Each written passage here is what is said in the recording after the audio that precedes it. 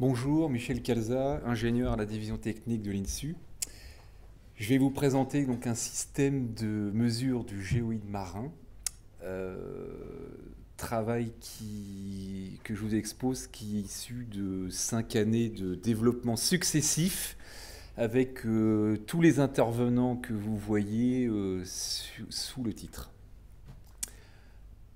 Alors, de quoi parle donc faut rendre à César ce qu'était César, c'est que ce projet a été financé et initié grâce à Pascal Bonnefond sur des crédits CNES, sur le projet FOAM, donc qui sert à la fois à mesurer du géoïde et faire de la calibration et de la validation de satellites altimétriques. Ceci sur plusieurs zones, et justement je vais y revenir plus tard, parce que c'est pas la même chose de faire ces mesures en fleuve que sur mer ouverte au Kerguelen. Alors, de quoi parle-t-on Le géoïde vs l'ellipsoïde. Moi-même, j'étais pas au fait de toutes ces affaires-là, donc j'ai appris ça en cours de projet. Donc, en fait, nous, ce qu'on mesure quand on met quelque chose à la surface de l'eau, avec des mesures donc, qui sont issues de satellites, c'est soit une différence par rapport à l'ellipsoïde, si on considère l'ellipsoïde, donc l'auteur où on est par rapport à l'ellipsoïde, c'est ce que nous donne le Z de votre GPS. Et nous, quand on va mettre notre système sur la partie bleue que vous voyez, en fait, on va mesurer le géoïde plus la partie dynamique, donc j'y reviendrai, ce qui impose qu'il faut mesurer cette partie dynamique pour revenir au géoïde. Donc il faut plusieurs instruments pour faire ça. Il ne faut pas que des éléments en surface. Donc ça, c'est le schéma classique justement qui explique ce que le satellite nous donne, ce que nous, on mesure grâce à quelque chose qui est sur une surface ou un marégraphe qui est sur le sol, enfin sur le fond.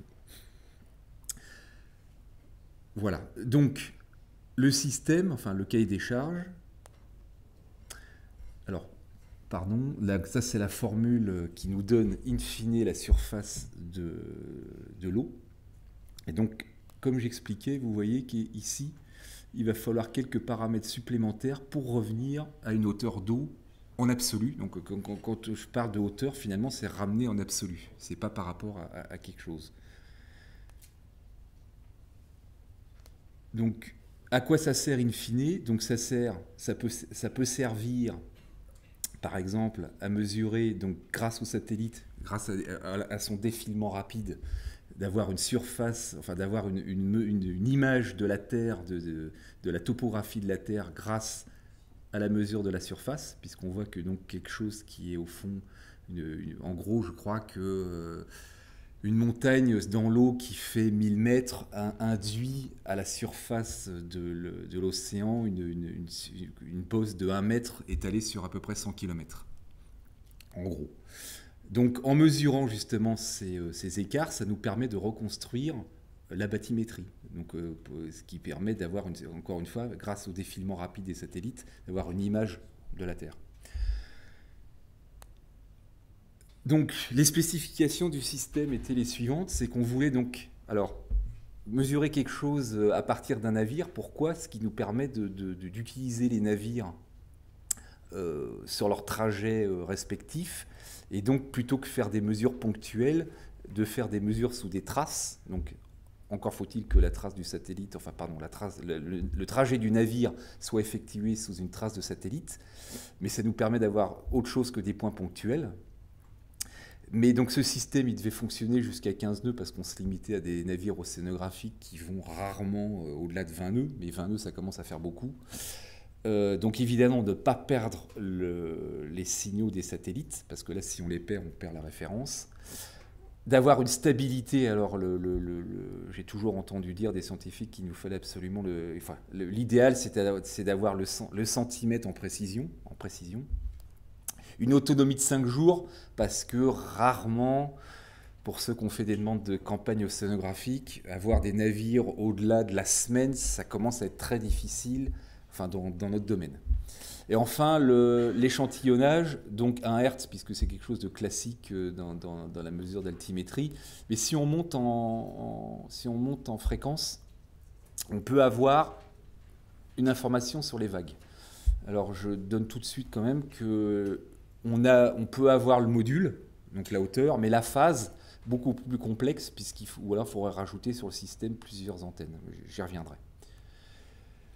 Donc on n'a rien inventé dans l'immédiat puisque des mesures ont déjà été faites à bord de navires en posant des GPS sur des navires et donc on avait le signal sur le navire.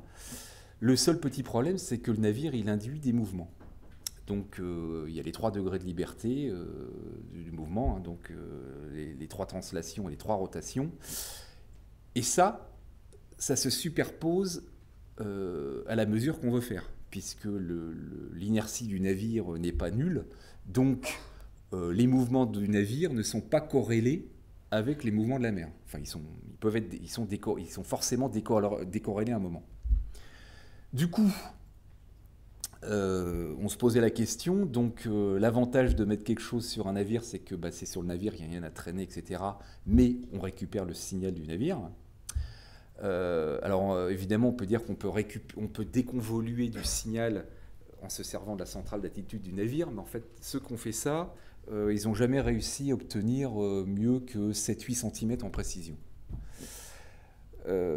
Donc là, j'avais posé tout un tas de questions. L'autre chose qui avait été faite, c'est de tracter derrière un navire un système plus léger, donc qui permet de s'affranchir, enfin de diminuer l'inertie du navire. Seulement, le problème, c'est qu'on a une dépendance à la vitesse. Donc, donc le phénomène de déjaugeage, avec une variation de vitesse, il y a le système qui déjauge. Et donc, du coup, si votre antenne est sur votre système, votre antenne, donc votre hauteur donnée avec le satellite, va différer en fonction du régime de vitesse. Compliqué. Ou alors il va falloir monitorer la vitesse. Donc l'idée qu'on a eue, c'est en regardant un peu dans la nature, c'est qu'on regardait les algues qui ont une inertie très faible, enfin une masse très faible, et donc les algues, comme vous voyez, elles suivent l'ondulation de l'océan.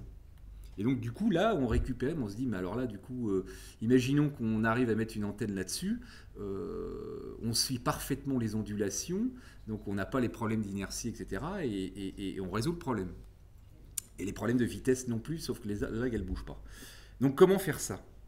Alors en fait on a imaginé de discrétiser l'océan, c'est-à-dire qu'en fait on a un système où on tracte, donc derrière le navire, hein, on tracte une antenne sur un système souple déformable, donc qui épouse la forme de la houle, et qui n'est pas sujetti à le phénomène de déjaugeage, puisque le bateau tracteur, donc il est devant ça. Ici, on a tout notre système électronique, et ça, c'est quelque chose qui va être souple. Donc, c'est des panneaux de mousse, de mousse. Donc, c'est pour ça que je dis un phénomène de discrétisation de l'océan, qui sont cousus les uns aux autres. Donc, c'est des techniques de voilerie. Il va y avoir des films après, où le système donc, a une très faible masse et donc épouse parfaitement l'océan. Alors, on a commencé par faire des essais pour voir si c'était pas complètement uluberlesque notre système. On a été dans la piscine de l'Ifremer où on va générer de la houle et on va tirer notre système. Donc là, vous voyez un premier système qui est beaucoup plus petit que le système actuel. Donc, on a déjà notre antenne. Alors pour résoudre les problèmes de perte de signaux, l'antenne est montée sur un double cardan. Donc on essaie de rester à l'horizontale pour ne pas perdre les satellites. Et donc là, vous allez voir ce qui se passe. Donc là, c'est en photo. Donc le système qui va suivre parfaitement la houle. Donc vous voyez photo par au-dessus et par en dessous. Et donc l'antenne qui reste à l'horizontale. Donc si je pouvais avoir le film essai 1.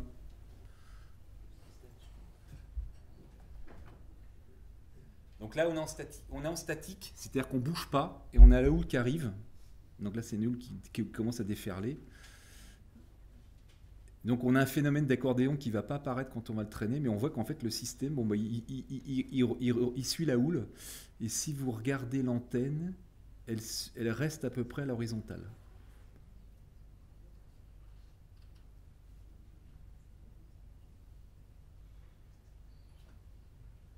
Donc ça nous a conforté dans nos idées. Sauf que là, on est en statique. Donc on va essayer de passer à l'essai numéro 2, où on va être en dynamique, enfin ce que j'appelle le Propriano, bon voilà. Donc là, vous voyez qu'en fait, on a doublé on ne voyait pas très bien, mais on a doublé on pourra le rejouer s'il vous plaît. On a doublé la longueur de la nappe. Pourquoi? C'est parce que quand on la tire, il commence à y avoir un phénomène de planning. Donc on a dû éloigner l'antenne. Et tout le système d'acquisition de données et d'énergie et donc est devant dans les zodiacs, là où en fait les zodiacs servent à la fois d'étrave et justement de support au système d'électronique. Donc là en fait il y a un bateau qui tracte et en fait donc le système, donc là jusqu'à donc après on a fait des tests en vitesse. Et jusqu'à une dizaine de nœuds, vous allez voir sur les résultats là, à la fin de l'exposé, on a très peu de dépendance, de variation de hauteur d'antenne liée à la vitesse de déplacement du système. Ah, voilà. Donc là, on va tirer la nappe. Et donc là, vous allez voir que devant les boules, là, eh ben en fait, c'est très mauvais puisque la composante la fait couler quand on tire dessus. La composante hydrodynamique la fait couler, donc c'est pour ça qu'on est passé une étrave. Mais vous voyez que là, donc là c'est la houle et on avance dans la houle. Donc là, vous voyez, on suit. Voilà. Donc suite, alors c'était très difficilement modélisable cette affaire. Ou alors il aurait fallu faire un rapport de similitude entre la houle de 80 cm qu'on avait et la houle qu'on imaginait en mer. Donc imaginons qu'au Kerguelen on a 8 mètres de houle et là qu'on a 80 cm, donc ça fait un rapport 10. Et encore là-dedans, il y a un carré qui doit jouer. Enfin bon, bref. Donc, le développement du système, ça a quand même été une suite, j'allais dire, de développement à essai-erreur, quoi. C'est qu'on faisait un essai, et après on modifiait. Et donc, on a abouti à ce système, en fait, à deux systèmes. On a un système hauturier. Alors, les deux systèmes ont exactement la même longueur. Ils font tous les deux 11 mètres. Mais il y a un système qui est plus large parce que, il supporte mieux les gros états de mer qu'un système côtier où c'est juste un zodiaque avec le système derrière qui est tiré. Mais comme la houle est beaucoup moins prononcée donc en fleuve ou en proche côtier, on n'a pas besoin d'avoir cette surface plus prenante. Voilà. Et donc là, vous voyez des images où vous voyez que le système peut être déployé vraiment par il nous faut très peu de puissance moteur. Donc là, vous voyez au Bangladesh, ça a été dans le golfe du Bengale qui a été utilisé, c'est carrément sur une jonque avec une puissance moteur très faible. Là, c'était à La Rochelle avec le Tidalou qui doit avoir une centaine de chevaux, je pense, en moteur. Et là, bon, c'est le côte de la Manche où c'est plus fort. Mais c'est un système qui vraiment, comme c'est léger que ça flotte, on n'a pas besoin de puissance moteur. Donc, au final, donc, on arrive à un système où on a pu annoncer que le système fonctionne donc jusqu'à une dizaine de nœuds en toute mer. Donc on a utilisé ce système en mer vraiment très contrainte qui est au Kerguelen. Pourquoi au Kerguelen? Parce que ça permettait de faire de la cavale de satellites altimétriques puisqu'il y a plusieurs traces qui passent à cet endroit-là. La zone est très bien décrite au niveau marégraphie grâce à des mouillages depuis une quinzaine d'années et puis le marégraphe à Port-au-Français dont Laurent Testu est le responsable. Donc du coup on est allé déployer là-bas le système, sauf que là-bas, donc je crois qu'il y a le film, donc là c'est vraiment les traces qui ont été faites. J'aimerais bien qu'on mette le film, est-ce que c'est possible de mettre le film état de mer pour qu'on comprenne les états de mer par rapport à... Voilà, donc là c'est l'état de mer, alors avant d'arriver à Kerguelen, donc là on est par 48 sud, il y a 40 nœuds de vent et il y a à peu près 8 mètres de creux. Donc on peut comparer, on peut voir... Ici il y a une personne là, vous voyez là. Et la plage arrière elle est à 8 mètres au-dessus de l'eau. Et en fait paradoxalement...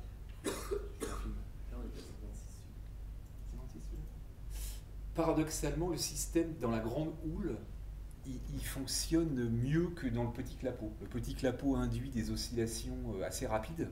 Et voilà. Mais donc vous voyez, c'est des états de mer qu'on rencontre là-bas, puisque c'est le courant circumpolaire qui fait qu'il n'y a pas de terre, donc la houle s'auto-entretient presque. Et bon voilà, c'est un autre monde. Donc pour cette nappe,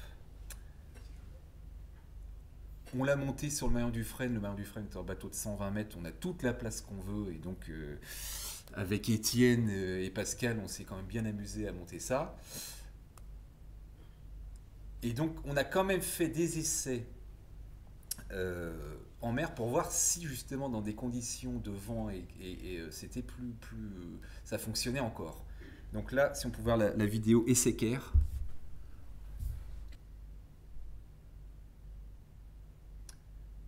Donc là, comme on l'avait jamais testé vraiment dans des gros états de mer, la nappe était traînée par un petit bateau, un petit bateau du Marion. Donc là, évidemment, c'est voilà. Et à côté, donc en Zodiac, je crois que c'est Pascal qui filmait. Donc là, on voit. Donc vous voyez là qu'on est quand même à 8-10 nœuds. 8-10 nœuds. Et là, il y a beaucoup plus de vent. Et donc, on a ici. C'était quand même difficile. Donc le système qui suit.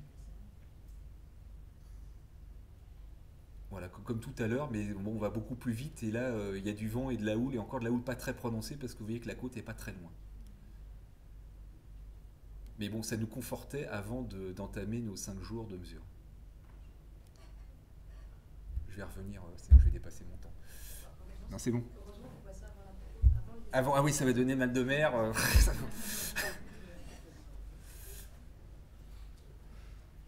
Bon, mais là encore, c'est pas l'état de houle que je vous ai monté tout à l'heure. Voilà. Alors, vous voyez que la nappe, elle a pas pris des coups de soleil, mais en fait, il y a des photos où on est en 2016, la nappe elle est blanche, et où on est en 2018, la nappe est rouge. J'y arrive plus. Bon, tant pis. Voilà. Et donc là, vous voyez que ça nécessite quand même, je veux dire, toute une mise en œuvre avec quelque chose qui n'est pas conventionnel. Donc expliquer aux marins comment on met la nappe à eau sans la casser, c'est quelque chose d'un peu particulier. Après, comme les données ne sont pas, je vous dis, elles sont enregistrées ici dans le système les traves, on a un système de transmission HF-XB où en fait, oui, on a un panneau de contrôle où en fait on voit que les données sont acquises. On n'a pas les données elles-mêmes pour le traitement final, mais on sait que les données sont transmises. Et comme je vous disais tout à l'heure, pour revenir au géoïde, il faut donc connaître la météo, la marée, la bathymétrie, la gravimétrie, c'est même mieux. Et donc, on utilise tous les instruments du navire, donc du Marion du Frêne en l'occurrence, qui mesure tous ces paramètres-là, la courantométrie aussi grâce aux ADCP de Koch. On utilise le marégraphe qui depuis une vingtaine d'années de référence qui est à Port-au-Français. Et comme on était quand même assez loin de la zone du marégraphe, on a mis une station de base, donc terrestre, qui in fine est à moins de 20 km du point le plus loin, pour justement avoir qu'on ne soit pas trop éloigné d'un point de référence. Alors, quelques résultats. Donc ici, c'est une planche où vous voyez, sur ce graphe-là, ils ne sont pas très visibles, c'est qu'on voit que la dépendance à la vitesse est vraiment très, vous voyez, à moins d'1 millimètre par mètre par seconde. Donc le but recherché est atteint. Là, c'est des mesures qui ont été faites où on revient par rapport à une mesure ponctuelle au-dessus de marégraphe, et en fait on voit qu'on retrouve les points de mesure à quelques millimètres. C'est vraiment très très bon. Ici c'est le géoïde qui a été mesuré. Le géoïde qui a été mesuré donc en 99, et on revient entre les deux missions. On revient, mais je vois pas, c'est pas. Ah si, mais je prévois le grand et grand. Mais ok, j'ai presque terminé. Donc là, cette planche-là permet de voir Les points, quand on revient au-dessus des marégraphes, on retrouve les points au-dessus puisqu'ils mesurent une hauteur. Et par rapport au géoïde, on retrouve le géoïde. Et enfin, ça c'est une campagne, donc on a utilisé le petit système sur la Seine et sur la Gironde, et en passant près de marégraphes. Et on voit que en passant près des marégraphes à quelques millimètres, on retrouve les mesures, alors à la précision près des marégraphes, c'est ça le petit problème. Et aussi, l'aller et retour, c'est-à-dire qu'on retrouve à l'aller comme au retour, bon après il faut déconvoluer des signaux de marée, etc., on retrouve bien les mêmes mesures. Alors, quelques chiffres. Donc, ça fait depuis 2014 où, en gros, on a 1,5 personnes par an qui a travaillé sur le système, donc soit 6 personnes à temps plein depuis 2014. Donc là, c'est toutes les personnes de l'ADT qui ont travaillé dessus. Et je n'oublie pas toutes les personnes au début de ma présentation que j'ai listées. Le coût. Alors le coût, le prototype a coûté 100 kg parce que, comme je vous ai dit, il y a eu plusieurs choses qui ont dû être refaites. Le coût d'un prototype est toujours plus cher. On s'est adressé à un maître voilier c'est à coût de la plaisance, donc c'est un certain coût. Maintenant, on s'adresse à un sellier, c'est beaucoup moins cher. Et le coût actuel, c'est une quarantaine de kg, le coût principal étant quasiment le récepteur et l'antenne. Le reste, c'est de la couture, mais il y a un certain savoir-faire où on s'aperçoit qu'il faut bien suivre cette affaire-là. Il y a tout un tas de missions qui ont été faites sur la planète, et l'immédiat et le futur, c'est le fameux satellite SWOT qu'on entend beaucoup parler. La prospective, c'est que ce système-là, on est en train de le concurrencer par un système qu'on appelle Cyclopée, où en fait, à l'avant de bateau, on va mettre une antenne GPS, comme je vous ai dit, mais enfin, cette antenne GPS, pour ceux qui ont suivi, elle subit les variations de hauteur du bateau liées à sa vitesse, au pilotement, etc. Et donc, justement, en connaissant cette hauteur par rapport à l'eau, on a résolu le problème. Et on résout ce problème en mettant un radar qui, couplé de manière physique à l'antenne, où en permanence, on a la hauteur par rapport à l'eau, la hauteur donnée par le satellite, et on effectue la même mesure. Je vous remercie de votre attention.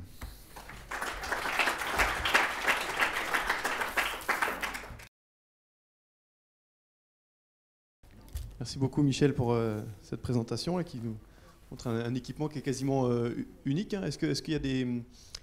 Je pose ma question tout de suite. Est-ce qu'il y a déjà est-ce que vous connaissez d'autres personnes, d'autres laboratoires de recherche ou entreprises qui essaient de mesurer comme ça le niveau de la mer avec des techniques un peu proches ou complètement différentes? Il y en a beaucoup qui restent à bord des navires.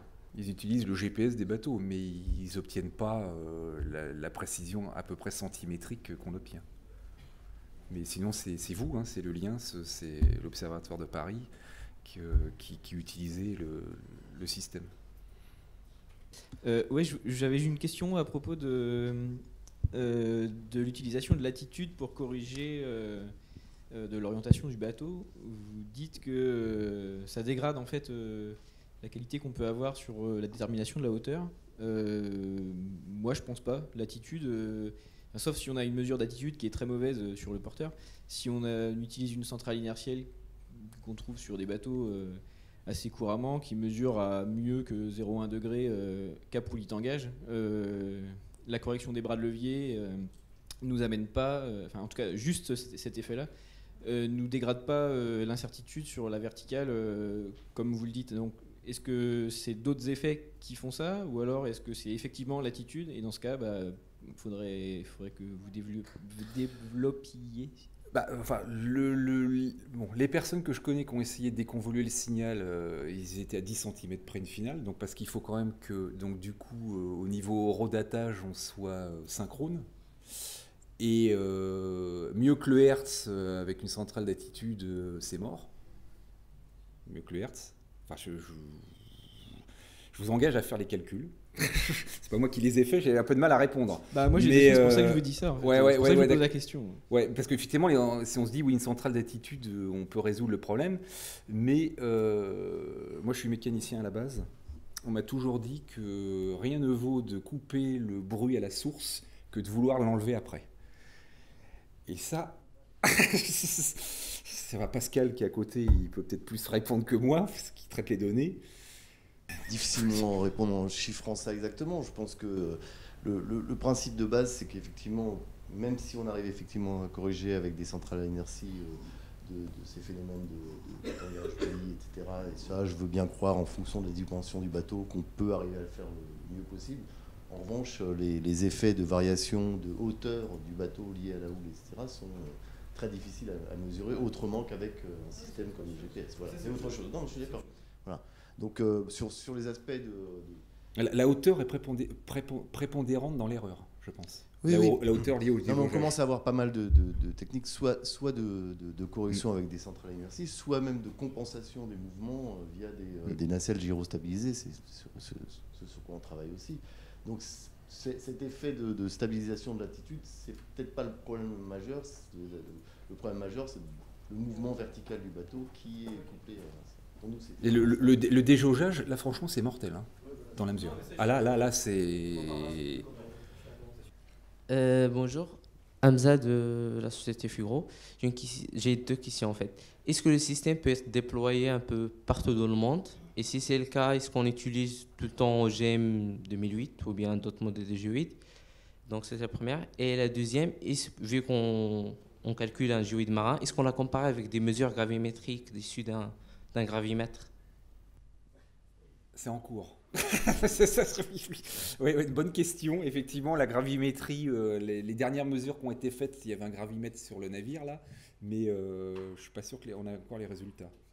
Non, on n'a pas encore complètement dépouillé les résultats. Le problème de la conversion aussi de la gravimétrie, de ce qu'on va enregistrer avec un gravimètre, qui a beaucoup de bruit quand même, hein, sur des conditions de mer telles qu'on a à Kerguelen, c'est pas négligeable au niveau de bruit. Et en fonction des longueurs d'onde qu'on veut retrouver, là on est sur des échelles spatiales qui sont de quelques kilomètres à quelques dizaines de kilomètres. Le gravimètre va intégrer des phénomènes qui sont à des échelles spatiales un tout petit peu plus grandes. La conversion entre les deux, c'est pas si simple que ça, quoi. Enfin, voilà, donc, on est en train de regarder ce que ça va donner au niveau de cette mesure qu'on a eue à bord du Marion Dufresne. Et c'est pas toujours si simple que ça d'avoir un gravimètre à bord des navires qui nous permettent de faire des petits surveys sur des zones particulières. Donc l'idée derrière ce système-là, c'est surtout de pouvoir mesurer directement une pente du géoïde qui contient bien sûr, comme l'a dit Michel, pas seulement le géoïde, mais aussi la topographie dynamique. Et suivant les zones, ça peut être non négligeable. Mais voilà, c'est s'affranchir un peu des autres systèmes. Alors on avait la chance sur le Marion Dufresne d'avoir et de la BATI, et de la DCP, et un gravimètre, plus le GPS. On va mettre tout ça dans la marmite et je vous promets qu'il y aura une publication qui montrera tout ça, mais pour l'instant, c'est pas encore gagné. Et est-ce que c'est toujours GM 2008?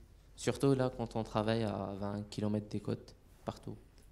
Non, c'est pas suffisant. En tout cas, voilà, c'est aux échelles spatiales qui nous intéressent et si près des côtes, les erreurs de GM08, c'est des dizaines de centimètres, quoi. Donc, c'est largement au-dessus de ce qu'on veut en termes de précision. C'est un bon premier jet et ça dépend des zones. On a vu dans certaines parties du globe.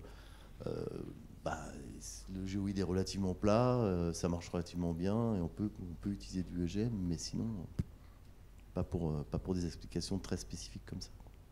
Concernant l'antenne de réception, vous êtes acharné à ce qu'elle soit horizontale grâce à une position sur cardan et tout ça. Et dans la dernière présentation, dernière diascope, on voit que c'est à l'avant, à la proue du navire, et que c'est incliné. Alors j'ai peut-être mal vu, mais on voit que il y a la mesure vers la surface et on voit l'antenne très inclinée. Ouais, c'est le bateau qui pilonne et en fait l'antenne reste droite. Mais c'était comme le bateau était dessiné droit, j'étais obligé d'incliner. Voilà. Mais bonne remarque. Et du coup, comment dire, voilà, si on remet droit, il reste droit. Et en fait, bon, le projet a évolué, pardon, puisque ça date de 2 ans déjà, cette planche. Et on utilise maintenant un bras stabilisateur d'appareil photo pour garder l'horizontalité. Donc il n'y a plus de cardan en fait. Le cardan est remplacé par un bras stabilisateur, gyroscopique, même pas, c'est parce que c'est des inclinomètres. Mais voilà, on conserve l'horizontalité avec ce bras. Alors, et il y a toujours l'altimètre en dessous qui nous donne la distance, puisque ça, c'est obligatoire. C'est un complément d'information que j'ai donné hier dans l'atelier. Là, ce dont on ne s'aperçoit pas forcément quand on utilise les radars pour faire de la marégraphie, c'est que c'est plus des altimètres, quoi. C'est des systèmes qui fonctionnent sur le Doppler. Et où du coup, quand on a une certaine vitesse de la surface par rapport à l'onde radar, ou des phénomènes d'oscillation de ce type-là, eh bien, ces instruments sont incapables de retrouver une hauteur. Donc, ils ont un décalage Doppler qu'ils ne sont pas capables de maîtriser. Donc, en général, ils se mettent en défaut, ils donnent une valeur par défaut, ou des valeurs fausses pendant un moment qui décroissent jusqu'à temps qu'on ait une valeur par défaut. Donc, c'est un petit peu dangereux. Donc, on le voit rarement quand on l'utilise en termes que marégraphe, et pour son utilisation primordial qui était de mesurer quelque chose au moment où le radar est fixe.